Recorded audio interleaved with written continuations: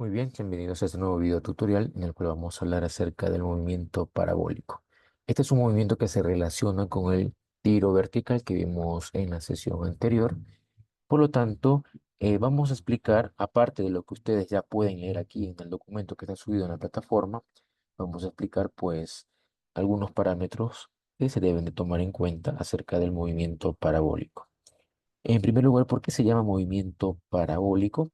Porque es un lanzamiento que al ir transcurriendo genera o forma lo que es una parábola, forma lo que es una parábola. Por eso se llama movimiento parabólico. ¿Y qué características tiene este movimiento? Tiene las siguientes características, que obviamente este movimiento va a tener velocidad inicial. ¿Sí? Va a haber una velocidad inicial en este movimiento, ya que si no existiera una velocidad inicial, entonces ¿cómo se va a mover el objeto, cierto? Por lo tanto, el objeto comienza a irse moviendo, como podemos observar, este es un objeto cualquiera que va a ir subiendo, ¿sí? Y a medida que vaya subiendo, pues va a ir moviéndose en dos dimensiones, va a ir moviéndose en dos ejes, en el eje de las X y en el eje de las Y, ¿sí? Porque el movimiento parabólico también es un movimiento compuesto, porque a medida que va subiendo el objeto, pues se va a ir descomponiendo en las componentes X y las componentes Y. Nosotros, al inicio de la unidad, hemos hablado de lo que eran las componentes, ¿sí? ¿Dónde se veían las componentes? En los vectores. Por lo tanto, para nosotros observar las componentes, ¿qué tenemos que saber? Las funciones trigonométricas, ¿verdad? Cuando el movimiento o las componentes del movimiento están en el eje de las X, nosotros utilizamos pues coseno, porque coseno se relaciona con todo lo que tenga que ver con el eje de las X. Y podríamos decir que es esta función trigonométrica, coseno del ángulo es igual a cateto adyacente sobre lo que es la hipotenusa, ¿verdad? Y si nosotros somos observadores, también nos damos cuenta que el movimiento también se está generando en el eje de las Y. ¿Y quién se relaciona con el eje de la Y? Pues la función trigonométrica del seno. Seno del ángulo es igual al cateto opuesto sobre lo que es la hipotenusa. Es decir, que nosotros también debemos de recordar eso o aquello que nosotros ya hemos aprendido en unidades anteriores, ¿sí? Aquí va a estar pues eh, la, la velocidad con la que sube el objeto. El vector es una velocidad, ¿sí? La velocidad es un vector. Entonces, ¿qué movimientos se están generando aquí? Se está generando el movimiento siguiente, que vamos a hacer con otro color. Se genera este movimiento, el movimiento de subida. ¿Y qué es el movimiento de subida? Pues el tiro vertical, ¿sí? Se genera aquí el tiro vertical, que también se podía tomar en cuenta cuando está subiendo el objeto. Es el movimiento retardado, ¿verdad? Movimiento retardado, ¿sí? Un movimiento retardado o movimiento variado, le suelen llamar. Movimiento retardado o el movimiento variado. ¿Por qué? ¿Por qué es retardado?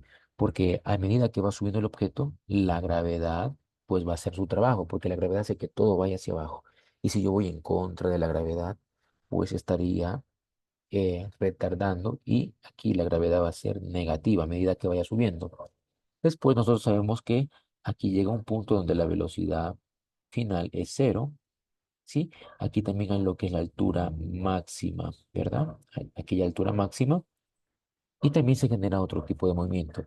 El objeto cuando va subiendo es un movimiento retardado.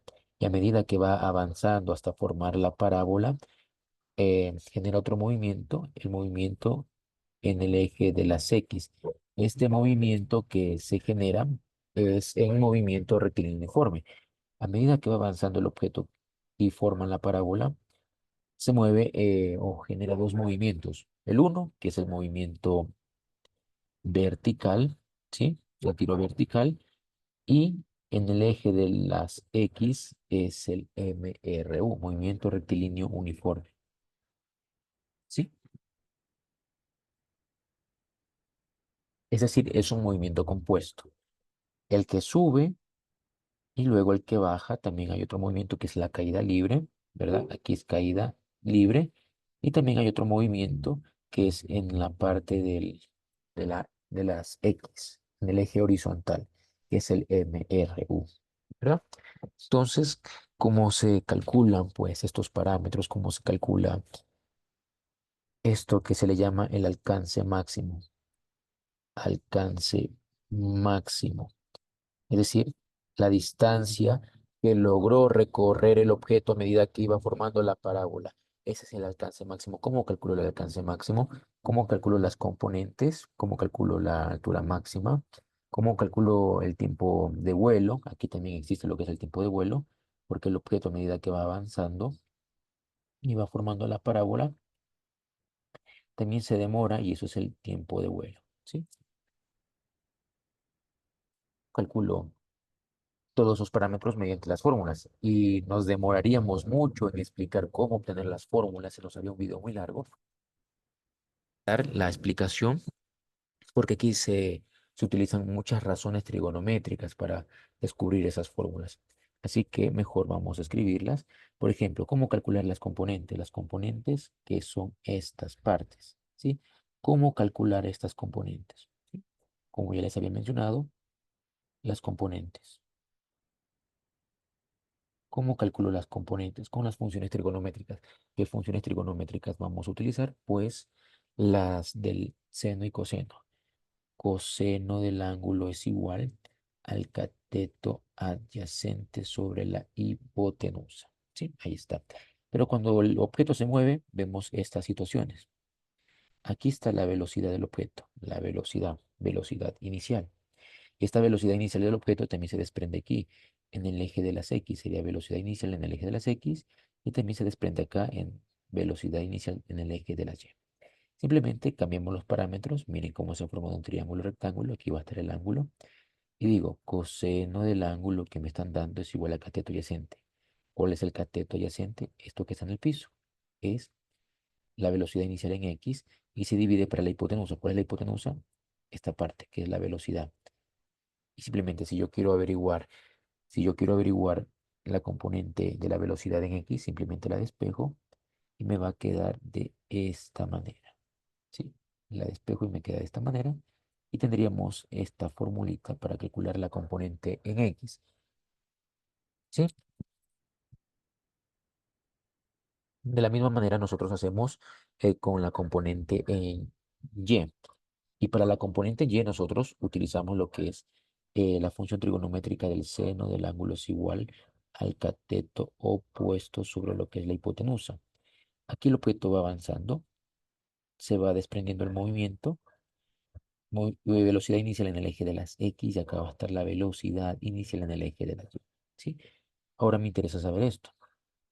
Es que se forma una especie de triángulo, aquí está el ángulo, ¿sí? Esta parte que está aquí, que la vamos a señalar, esta parte tiene la misma longitud que esta. Entonces, si yo quiero ver el seno de este ángulo, sería cateto opuesto. ¿Y cuál está opuesto? Esto que está aquí tiene la misma distancia. Sería la velocidad inicial en Y.